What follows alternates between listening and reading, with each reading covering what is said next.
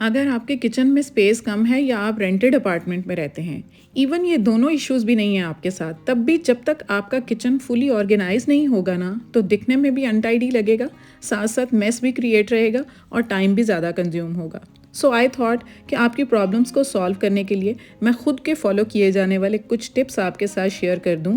I hope they will be helping you out in any way. So without skipping, let's dig into the video. अस्सलाम वालेकुम everyone, welcome to Womenia ATF with a new video and I hope you all are very good. I am also fine, अल्हम्दुलिल्लाह। Mostly online घर में जब shopping करने के बाद ये कार्डबोर्ड के बॉक्सेस तो आते ही हैं। ये इनको वेस्ट करने की बजाय ना हम अपने किचन में कुछ स्पेस सेविंग आइडियाज़ को फॉलो करने में इनसे काफ़ी हेल्प ले सकते हैं। सो टिप नंबर 1 इसी से रिलेटेड है कि मैं आज इसके साथ क्या करने वाली हूँ।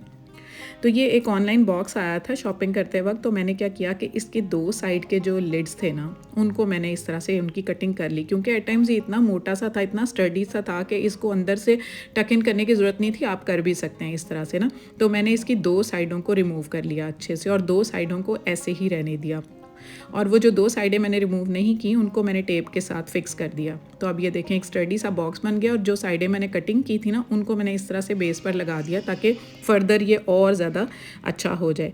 अब इसकी बैक साइड के ऊपर ना मैंने 2 स्ट्रिप्स काट कर ना, ट्रांसपेरेंट जो हमारी टेप होती है, डबल टेप, उसकी स्ट्रिप्स काट कर लगा दी और उसकी एक साइड के ऊपर इस तरह से मैंने लगा दी। तो ये 3 स्ट्रिप्स मैंने बस इसके ऊपर लगाई हैं और इन्होंने इसको आगे चलकर इतना फिक्स कर देना है ना कि इसने अपनी जगह से नहीं हिलना। देखते हैं कहाँ चलते हैं जी। तो ये आ गए हम अपनी किचन के ऊपर के कैबिनेट के डोर के पास। तो यहाँ पर ये ऑलरेडी मैंने एक ऑयल का कंटेनर जो है वो उसका ऑर्गेनाइज़र बना के आपको दिखाया था और ये ऊपर वाली स्पेस जो है ना, अब ये यूज़ नहीं हो रही। अब हम इसको यूज़ करेंगे किस तरह से कि ये बॉक्स जाकर ना मैं इस तरह से फिक्स कर दूँगी ये ऊपर की स्पेस पर। नीचे जो है वो हमारे स्पाइस जार्स पड़े हुए हैं, तो ऊपर की जगह खाली थी तो उसको मैंने यूज़ कर लिया। अब ये देखें बिल्कुल फिक्स हो गया इसके साथ। तो हम जितने छोटे छोटे मेरे हर्ब्स वगैरह होंगे, स्पाइसेस होंगे ना, वो मैं यहाँ पर एडजस्ट करके रख लूँगी।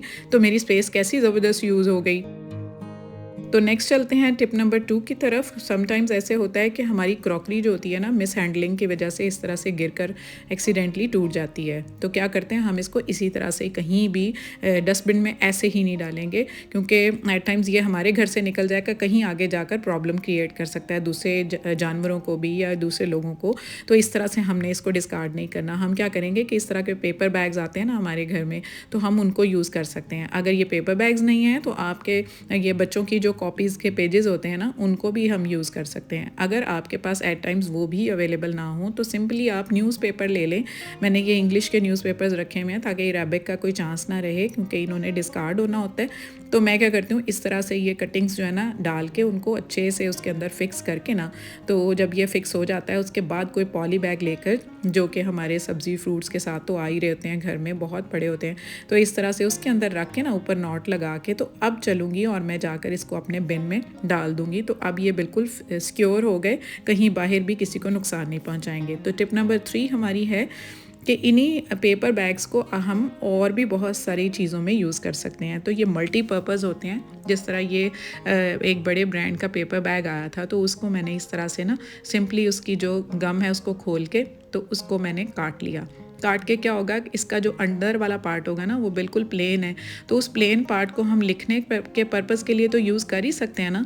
तो हम इसको अरेंज कर लेंगे। मैंने तो इसको अपनी नीड के अकॉर्डिंग अरेंज कर लिया इस तरह फोल्ड्स में, और उन फोल्ड्स को अब इस तरह से ना मैं उनकी कटिंग कर लूँगी। तो ये कटिंग करके ना जब मैं इसको काट लूँगी सबको इनके किनारे से, तो ये ना मेरे पास अच्छी खासी ना काफ़ी सारी स्ट्रिप्स आ जाएंगी इस तरह से।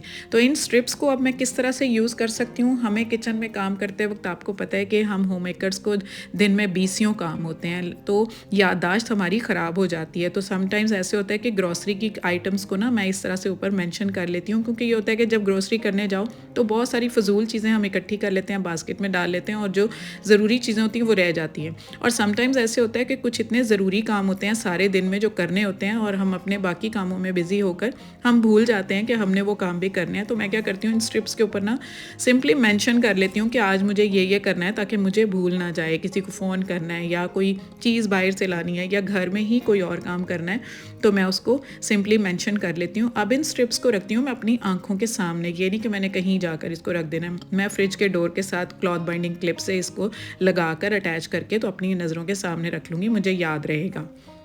तो टिप नंबर 4 हमारी है इन्हीं पेपर बैग्स को लेकर। अब इनको मैं एक और तरह से कैसे यूज़ करूँगी, वो ऐसे कि जब हमने कंटेनर के अंदर ऑयल डालना होता है ना, तो हमारा काउंटर टॉप या जहाँ पर भी रख कर हम उसको डालते हैं तो वो गंदा हो जाता है, ऑयली हो जाता है।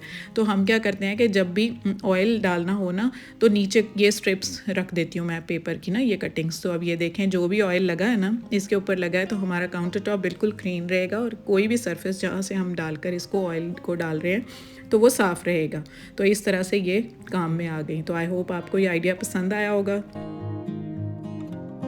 नेक्स्ट टिप की तरफ चलते हैं।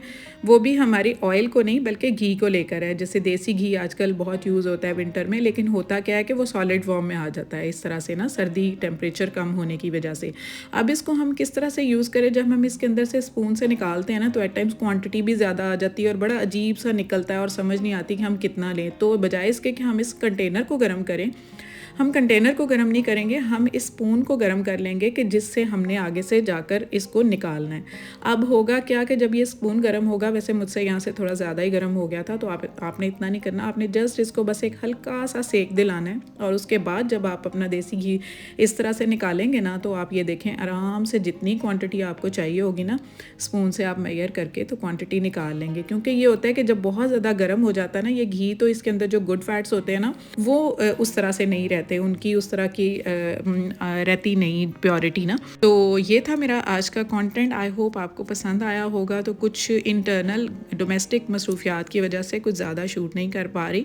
इंशाल्लाह नेक्स्ट वीक से प्रॉपर आपके लिए वीडियोस और बहुत अच्छी अच्छी वीडियोस लाऊंगी। तो तब तक के लिए आप सब्सक्राइब कर लें मेरा चैनल, जिन लोगों ने नया विजिट किया, और बेल आइकन भी दबा दें और कमेंट ज़रूर करके बताएं कि आज का कंटेंट आपको कैसा लगा है। सो मिलते हैं नेक्स्ट वीडियो में। Take good care of yourself, stay fit, stay healthy and अल्लाह हाफिज़।